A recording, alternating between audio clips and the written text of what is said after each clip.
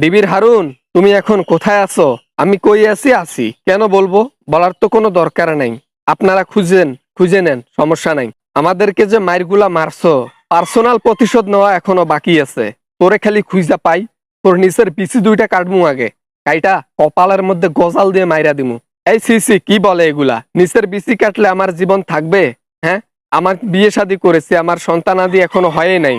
হ্যাঁ, শুনেছি আপনার টুনটুনি নাকি ছোট, ধরা খাইছেন, ভিডিও ফাঁস হয়েছে। অবশ্য আমি নিজেও দেখেছি একটু, যে আপনার টুনটুনি ছোট, তো বাচ্চা জন্মাবেন কেমনে? অতএব টুনটুনি থাকার চাইতে না থাকা ভালো। কেমনে জানি না, ভিডিওটা প্রকাশ হয়েছে, আমার টুনটুনি সারা বাংলাদেশের মানুষ দেখেছে। ছি, লজ্জা লাগে। লজ্জা টজ্জা বাদ, তোরে খুঁজে পাই আগে, জনগণের হাতে ছাইরা দেমু, যেন গোস্ত ভাগ কইরা কইরা নিয়ে যায়। কেন কেন বাংলাদেশের মানুষের হাতে তুলে দেওয়ার কি দরকার? যদি আমি ধরা খাই ভুলক্রমে, তাহলে আমাকে প্রশাসনের হাতে তুলে দেবেন। প্রশাসনের হাতে তুলে দেওয়ার আগে জনগণ একটু আপনাকে চাকতে চায়।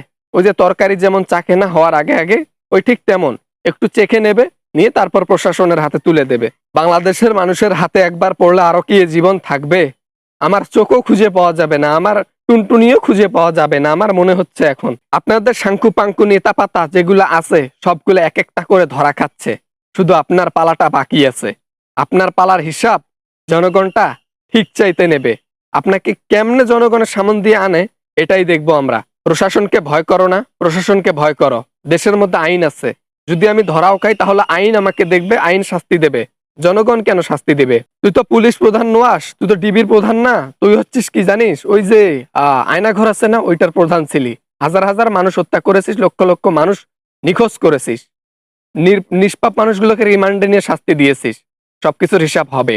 এই জন্য জনগণ আগে তোকে চাকবে, এমন ঠেলা ঠেলবে, এক ঠেলায় তোকে যেন জেলের মধ্যে আর নেওয়ার সময় না থাকে, ডাইরেক্ট কবরে পাঠায় দে। হায় আল্লাহ, আল্লাহর কি আমি আর ধরা দেব না, আমি কখনোই ধরা দেব না। দরকার হইলে সেট কাটবো, কেটে মেয়ে সেজে বেড়াবো, তারপরও জনগণের হাতে পড়া যাবে না। কতদিন আর ওই চ্যাট কেটে থাকবেন?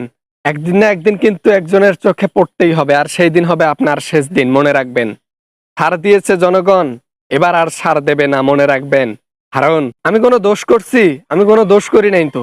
আর বললা যে আয়নাঘরের প্রধান ছিলাম আমি, আমি আয়নাঘর সম্পর্কে কিছুই জানি না। আয়নাঘর কি বাবাজি? হাজার হাজার মানুষ খুন করে বলতেছো আয়নাঘর কি? সমস্যা নাই, আয়নাঘর কি ওটা বুঝে যাবা যখন ধরা খাবা না। জনগণ যখন ওই যে বাঘের মতো হরিণ যেভাবে খাবলে খায়, ঠিক ওইভাবে তোমাকে খাবলে খাবে, তখনই মনে হবে আয়নাঘর কি। আল্লাহ, আমি আর আর রুম থেকে বেরই হব না। আমি কই আছি আছি বলবো না। আমি দরকার হইলে না খায় মারা যাবো, তাও জনগণের হাতে মারা যাব না। কারণ সাংঘাতিক জনগণ, ডেঞ্জার ডেঞ্জার। ওইভাবে পালিয়ে আর কতদিন? আওয়ামী লীগ একজন বিখ্যাত ব্যক্তি বলেছিল না, যে আওয়ামী লীগের নেতা খেতারা ওই যে ইঁদুরের গর্তও খুঁজে পাবে না পালানোর জন্য। একজন নেতা কি, আমি দেলোয়ার হোসেন সাঈদীর কথা বলতেছি, ভয় পাবো কেন? তার জন্য তুই কত কি করেছিস, হিসাব আছে বাকি। দেলোয়ার হোসেন সাঈদীর কথা বলো, বাহ, উনি তো অনেক ভালো ব্যক্তি ছিল, ওটা আমিও জানি। বেটা, ওই মুখে ওই নাম উচ্চারণ করবি না, গালার মধ্যে একে কেটে দেবো বলে দিলাম। আর এই যে ওই মুখে ওই নাম কখনো বলবি না। কেন বলবি না? কারণ পাপিষ্ঠর মুখে ভালো না মানুষের নাম মানায় না।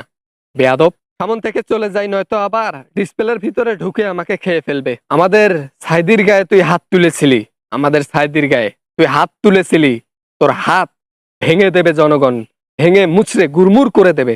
আল্লাহ তাআলা শাস্তি নিছে, উপরে জনগণের হিসাব ক্লিয়ার করে যাইতে হবে।